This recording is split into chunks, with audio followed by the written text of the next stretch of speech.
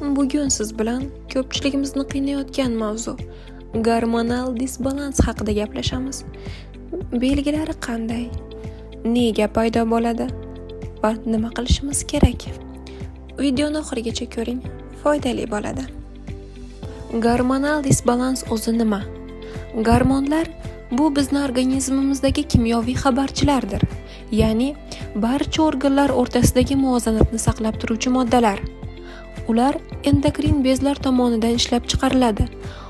Agar bu gormonlar juda kam yoki ortiqcha ishlab chiqarilsa, gormonal disbalans deyiladi. Hattoki birgina gormonning ishlab chiqarilishi buzilsa, qolgan gormonlarga ham ta'sir ko'rsatadi. Gormonal disbalans har bir insonda belgilari har xil bo'lishi mumkin, lekin eng ko'p uchraydiganlarini sanab o'taman. Ayollarda hayz siklini buzilishi, to'satdan semirish yoki ozib ketish, soch to'kilishi, yuzda akne yoki yog'li teri, uyqusizlik, charchoq, asabiylik, tushkun holat, beqaror kayfiyat, ya'ni tez o'zgaruvchan kayfiyat. Agar sizda shu holatlar kuzatilayotgan bo'lsa, keling gormonal disbalans nega yuzaga kelishini ko'rib chiqamiz. Doimiy stress, kortizol ko'payib ketishi bilan bog'liq. Nosog'lom ovqatlanish, kam harakat, uyquning yetishmovchiligi, ginekologik kasalliklar, tug'ruqdan keyingi yoki menopauza davridagi o'zgarishlar, ba'zi dori vositalarini, masalan, gormonal kontratseptivlarni ta'siri. Ko'pincha ginekologlar kontratseptivlardan foydalanishni maslahat berishadi, lekin onkologlar esa kontratseptiv dori vositalaridan doimiy qochishadi. Chunki bu dori vositalari organizmda rakka olib keluvchi kanserogen moddalar turiga kiradi. Aytib o'tmoqchiman, gormonlarning doimiy buzilishi, ya'ni disbalansi saraton kasalligiga olib keladi. Agar sizda yuqoridagi belgilar bo'layotgan bo'lsa, nima qilish kerak?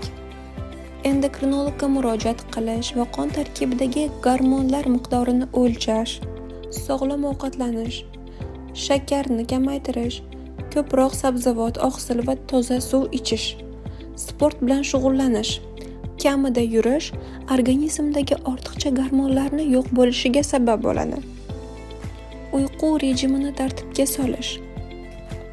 O'zingizni seving va haddan tashqari siqilmang.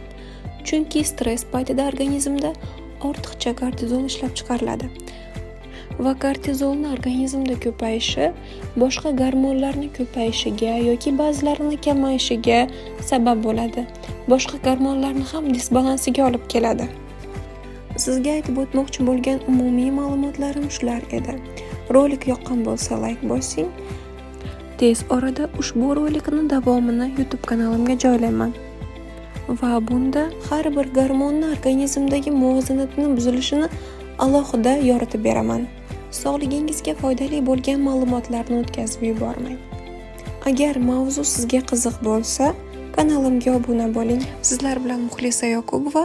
Sizni qiziqtirgan mavzular bo'lsa, kommentda kutib qolaman va shuni ustida video ishlashga harakat qilaman.